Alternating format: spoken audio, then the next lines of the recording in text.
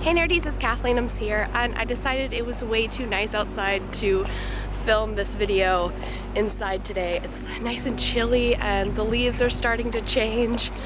Oh, I'm excited. So I've been living in Asia for about a year now. I've been living in South Korea, I've traveled to Japan, and I'm going to be moving to a new Asian country at the start of next year. So a lot of people have been asking for advice about traveling to a foreign country, because if you've never traveled to a foreign country before, you're inevitably kind of nervous. My biggest advice to you guys is just to not be nervous, to just embrace it and realize that there will be struggles when you're traveling to a foreign country, but that's part of the thrill. So before you travel to a foreign country, there's a couple of things you need to prepare before you go. First of all, passports take a long time unless you're willing to shell out a lot of money to get it quicker, so you need to have that in mind. Also, you need to contact your banks, let them know that you're traveling or your credit cards will not work. You also should get a couple $100 converted into the local currency of the place you're going, because your cards may not work at all the businesses, and especially if you're traveling in Asia, some businesses don't even accept credit cards, so you definitely want to have a couple $100 just in case. Also, one thing that everyone should take with them when they're traveling to a foreign country is lots of medicine that you're used to in your country, because it's not a matter of if you're going to get sick, it's a matter of when you're going to get sick. You won't be used to the food from the country, especially if you have a sensitive stomach. That's one thing that really shocked me when I moved to Korea, is that my body just wasn't used to the food because it's so spicy. And then when I went to Japan, I had the same problem because Japanese food is super salty. So definitely bring some Imodium, anti-diarrhea, bring some aspirin, and also bring some anti-dizzy medication, because being on a plane for a day or two will make you a little bit dizzy. Another question that I get a lot is whether or not you should learn the language. Now, I would like to say that learning the language is important, but if you're traveling for a short period of time, that's just not practical. You can't master a language before you go. And the honest to God truth is, even if you studied that language in a classroom, once you finally are immersed in the culture, you'll realize that you have to relearn the language. You have to actually put it to practice. So my biggest advice is to learn the most important phrases. Learn how to say where's the bathroom, learn how to say yes and no and thank you, and just use your body language. You will be amazed how much body language will help you.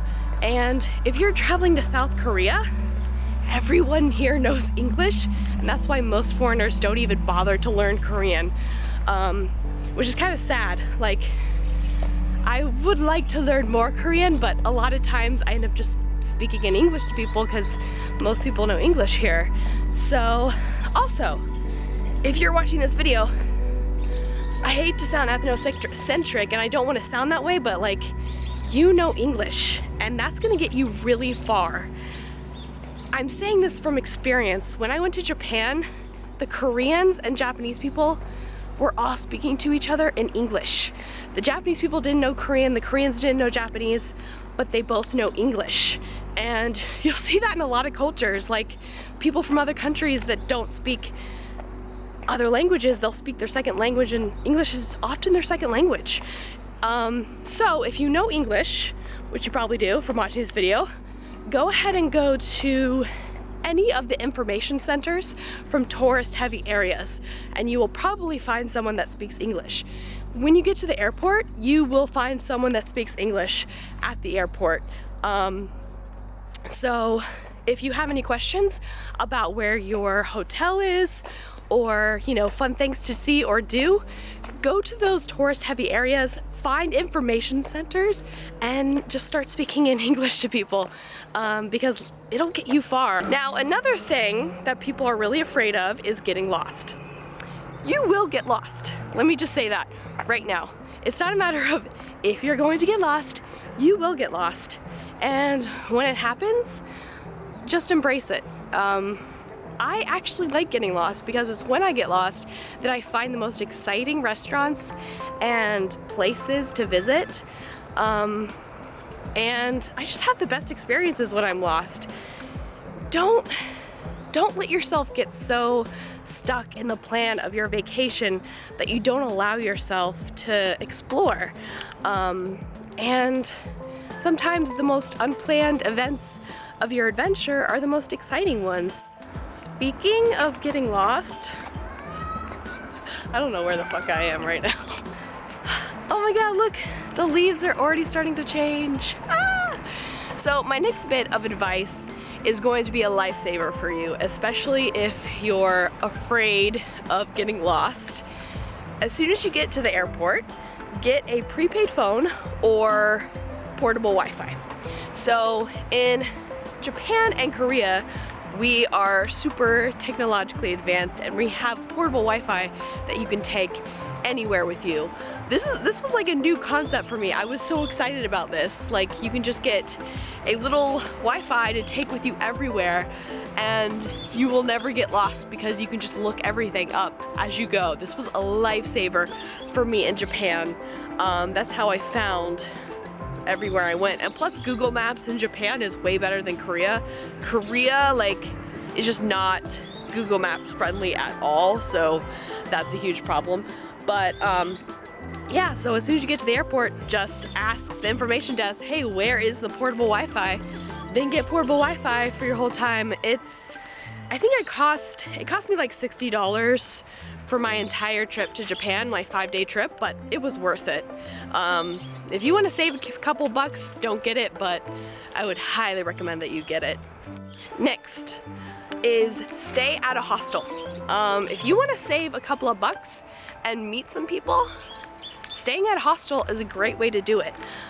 Most hostels, especially during touristy times of the year, like in the summer, will be filled with foreigners, and you'll be able to meet friends. And if you're traveling alone, which I suggest you do at some point, it's super fun, you will meet other people, meet other foreigners. And typically in hostels, like, you'll see other people that are traveling alone and want to make friends, so totally do that.